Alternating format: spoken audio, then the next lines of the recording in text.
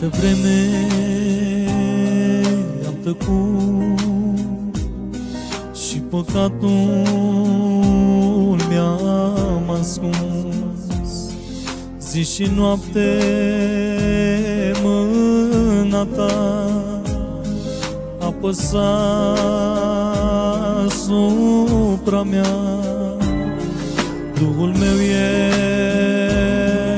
era mâhnit, simțeam că m-ai părăsit. De durere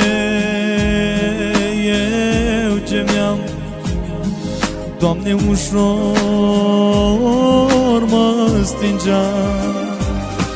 Ferice de omul care îți cere mereu iertare. Zi și noapte îl veghez, Doamne, Tu nu-l părăsești.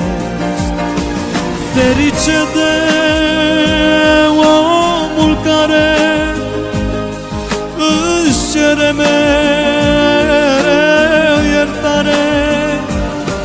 Zi și noapte îl veghez, Doamne, Tu nu-l părăsești.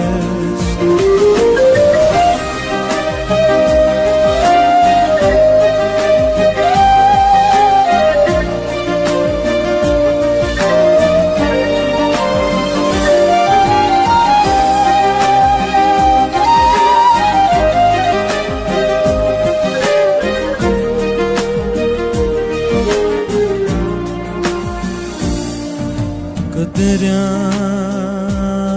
mea, stăpâne, Tu nu ai uitat de mine. Mi-ai vorbit cu glas duios, Te-am iertat că sunt milos și mi-ai dat speranță vie. Doamne, mi-ai adus tărie. Mulțumesc că m-ai iertat, de mine te-ai îndurat. În Tine nădăjduiesc, știu că Tu mă răsplătești. La toate dorințele mele îmi vei răspunde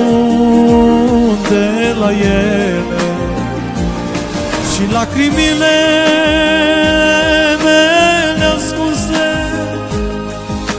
de Tine știu că sunt strânse. Chiar de voi suferi puțin, voi vedea chipul Tău.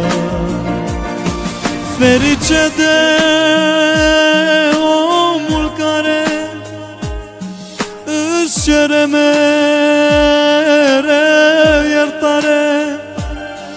Zi și noapte îl veghez, Doamne, Tu nu-l părăsești. Ferice de omul care își cere mereu iertare. Zi și noapte îl veghez, Doamne, Tu nu-l părăsești.